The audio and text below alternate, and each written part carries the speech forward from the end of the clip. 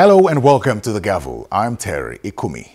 The National Assembly has adjourned plenary for 2 weeks to allow time for budget defense. But before we get into the conversation of the budget, the Senate has rescinded its decision on electronic transmission of results.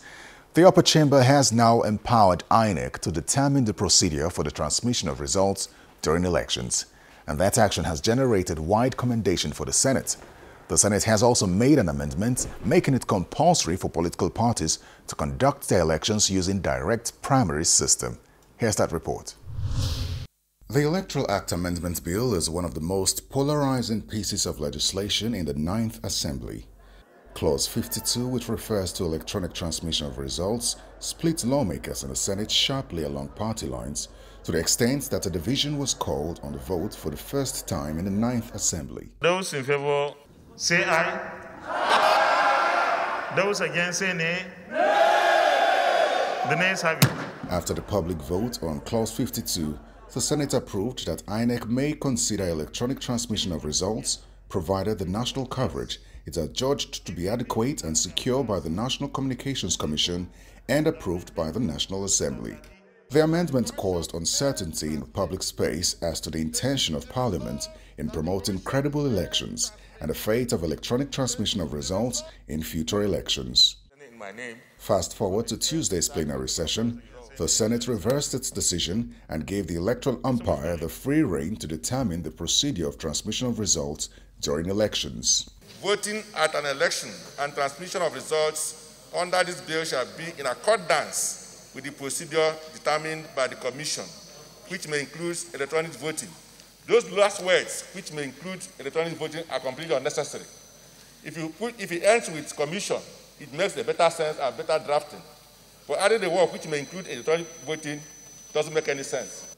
We have listened to the amendment being sought is to delete which may include electronic voting. So those in favor of Clause 52 as amended, say aye. Aye. Those against say nay. The ayes have it. The Senate also re-amended Clause 43, 63 and 87 respectively. Clause 87 refers to the procedure for party primaries, which the previous amendment prescribes direct and indirect primaries. The re-amendment on Tuesday prescribes direct primaries for political parties. A good percentage of party members are still, majority are still literate, especially in the rural areas. And they're asking us to conduct, asking them to come and vote. We require a lot of enlightenment rather than having the indirect that would limit the numbers of those who will participate in primary elections. So I hold the view, Mr. President, that it is more cheaper, less cumbersome to have indirect primary elections. This is not about any political party. Every political party will enjoy this right. Every card-carrying member of all the parties will enjoy this right. I really believe that if this our democracy will be strengthened, if this our democracy will grow, and if we are going to be able to take it to anything close to global best practice standards, it is time for us to adopt direct mode of primaries. The original situation was that parties were left to determine which method suits them. And I think the only problem we have with this one is that not every party has the capacity to be able to organize direct primaries. So I think that we may still have to leave it in the way it is so that the parties that have the capacity can do direct. Parties that don't have the capacity. If you don't have capacity, why are you political party? Mr. President, those are my views, and I think that with those views, I rest my case. Those in favor of the amendment to Clause 87, 4, say aye. Those against say nay. The nays have it. Transmission of electronic transmission of election results to... Briefing journalists after plenary, the Senate spokesperson threw more light on the reamendment of the Electoral Act bill.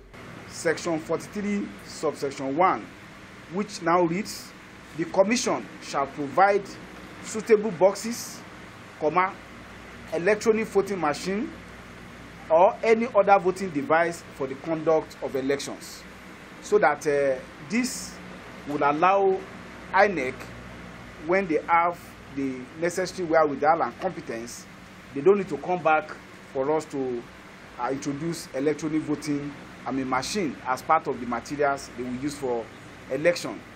It is hoped that this will strengthen them and avoid the situation that happened in the case of Wike and Peterside, whereby the Supreme Court did not agree that a car leader was part of the requirement of Electoral Act. Of course, we have amended that also provision under the existing law.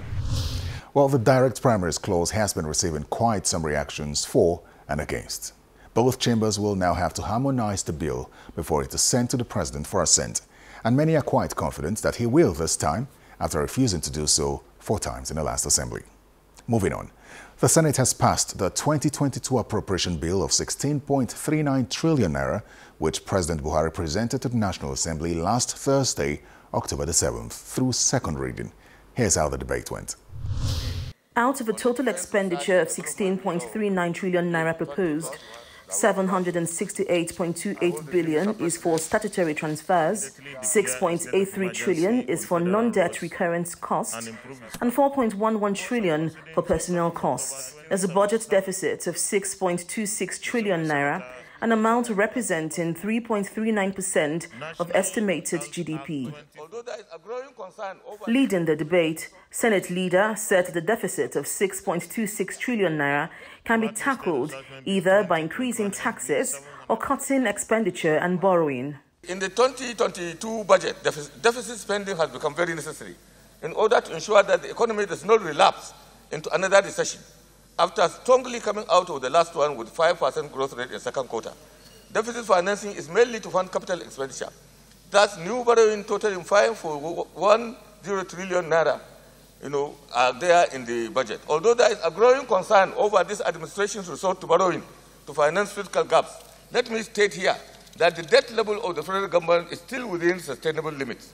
Very importantly, these loans are used to finance critical development projects and programs aimed at improving our economic environment and ensuring effective delivery of public services to our people.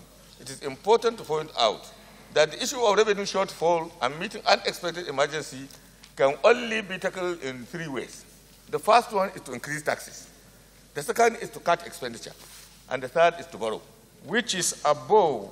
But the Senate minority leader argued that President Buhari's assertion that the deficit is slightly above the 3% threshold set by the Fiscal Responsibility Act 2007 is a cause for concern. The total fiscal operations of the federal government will result in a deficit of 6.26 trillion, representing 3.39% of our estimated GDP, which is above the 3% threshold set by the Fiscal Responsibility Act. How do we borrow everything that we earn? Because the economic team of Mr. President has said that we are borrowing 97.7% of what we earn. That means that it leaves us with just 2% for every other thing, which now means that we have to continue borrowing even to fund ourselves. So we must have to think through this borrowing spree and see how we can reduce it as we go ahead. On the second day of the debate, senators noted the 6.26 trillion naira deficit and the proposed borrowing plan. Mr. President, for the 2022 budget, I want to equally add my voice to some of the remarks made by my colleagues about foreign loans. To me, Mr. President, the foreign loans in this year, in next year's budget, along with some of the palliatives that have been involved, are good. But the foreign loans, Mr. President, if they be geared towards wealth creation, employment opportunities, increased productivity, and better infrastructure facilities, I think it's going to be a welcome development. In essence, Mr. President, the foreign loans should be geared towards providing infrastructure facilities, job creation, and security. I'd like to debunk an argument that Nigeria is underborrowed. Nigeria is not underborrowed. Nigeria is the highest, 75%, 73% as at August of all our income is going into debt service. And Nigeria is 73, our 73 debt to revenue ratio, 73% debt to revenue ratio is the highest among African countries of our level, which is extremely high. We are the highest country in Africa in terms of debt service and revenue ratio. And we really need to watch that. And again, we are going into another budget with a very high deficit financing. It is good that the government has decided to bring the government-owned enterprises, GOEs, into the budget. But the challenge we are going to have with that is that because the power sector has continued to be a burden in our development, I don't see much we can achieve with that. And so, as we are borrowing these monies, which are meant to be used for capital development, for capital for capital expenditure, it is important that we actually make proper allocations to the power sector and give ourselves a target at the end of this year to know what the outcomes will be. The legislators also intend to scrutinize the recurrent expenditure of the ministries, departments, and agencies, just as the Senate President frowned at them for failing to honor invitations by committees. When these agencies come for budget appraisal or budget performance before their standing committees, they don't disclose whatever is released to them for service-wide vote. This has been the practice. And I think it is very wrong to have such huge sums of money earmarked for service-wide votes, and at the end of the day, all the use of such money that are shrouded in secrecy, I think is unacceptable to any parliament in the world. Therefore, I am asking that, Mr. President, that any disbursement that is made henceforth from service-wide vote, because on the expenditure side, it must be disclosed to the standing committees and appropriation so that they can compartmentalize this spending, or this expenditure accordingly.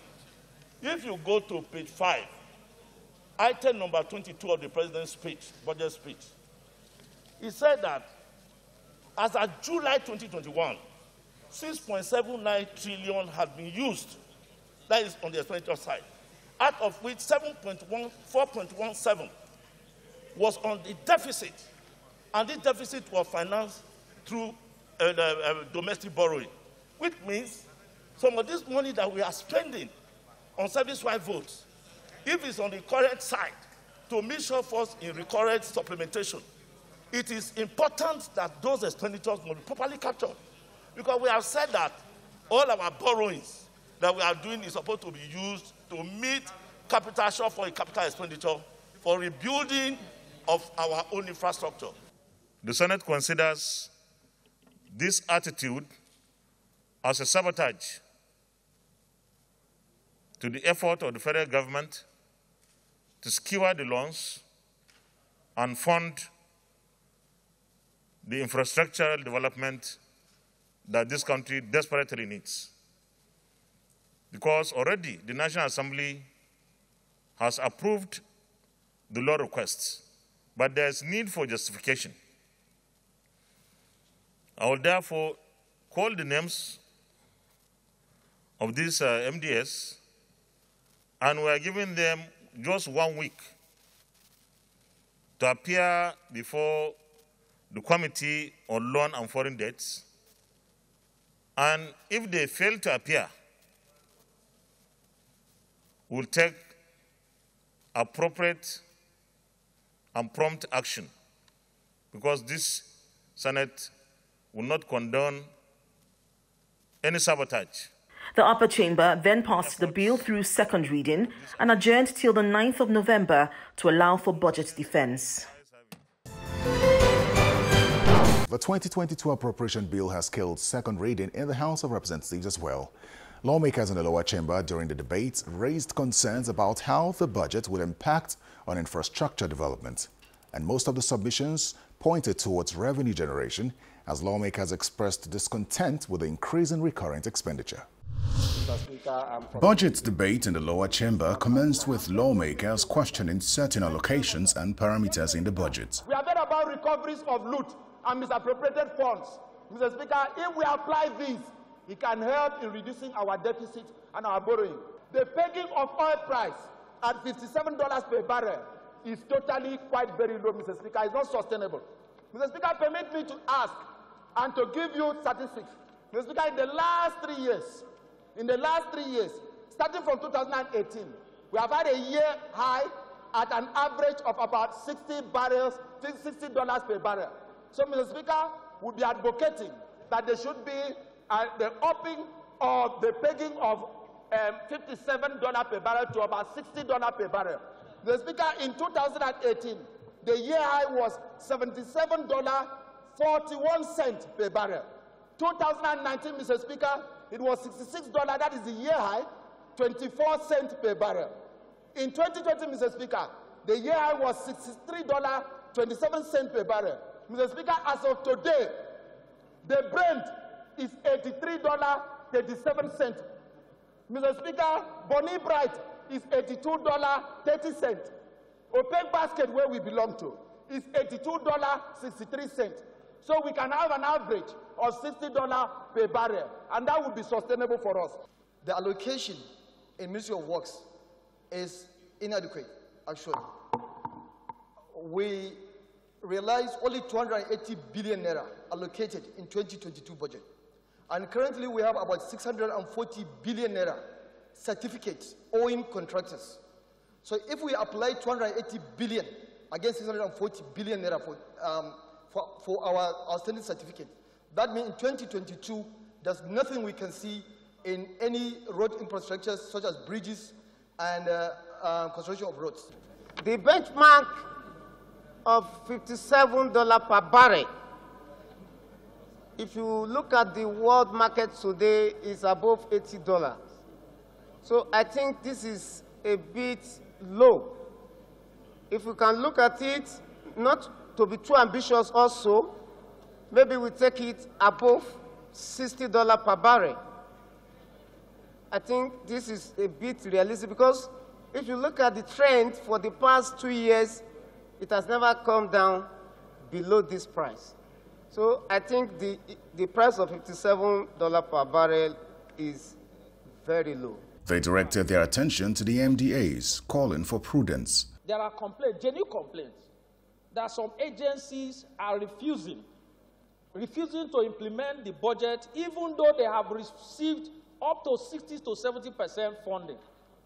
And I see no reason why this House or National Assembly should patronize such agency if in the event or out of our finding we find out that truly, up to now that is October, and we have 2022 estimate budget to attend to, and they have not even done anything to it, I submit that this National Assembly should not for any reason give 1 naira to such agency. We should move that money to other agencies that can be used for the betterment of our people. We have other areas, like somebody submitted, that we have resolutions that will have passed in both chambers.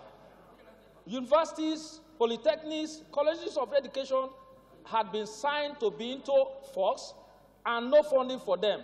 Such agencies that have failed to implement the budget, let their funds be moved to these fresh universities and polytechnics so that we can fund them, and by so doing, we will give life to our youth who are interested in going to school, but they have no choice. When we pass this budget, they shouldn't wait till month of March. They should start the implementation from January. And of course, the procurement processes should also be reviewed to make sure that they don't waste people's time, because most times it's not about the fund release, it's about the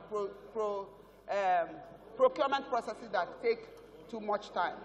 And I believe that we know that this is a deficit budget, and what it calls for is that people should be disciplined in spending. They should be disciplined in implementation. They shouldn't do anything outside the appropriation. On the second allotted day for debate on the general principles of the 2022 appropriation bill in the House of Representatives, lawmakers were concerned about the expected impact of the proposed growth and sustainable development budget, especially in the post-COVID era. Bulk of the collection we are doing today are mainly on imports on items that can be manufactured in Nigeria. As an economy, Mr. Speaker, 25% of 275 billion collected by custom in the second quarter is about 70 billion. I do not see why a country like Nigeria cannot take a policy trust to enable the manufacturing sector, which accounts for that 70 billion or thereabouts. The lamentation of Mr. President in the speech that the revenue, or the country's oil revenue, declined majorly due to deductions by the NNPC.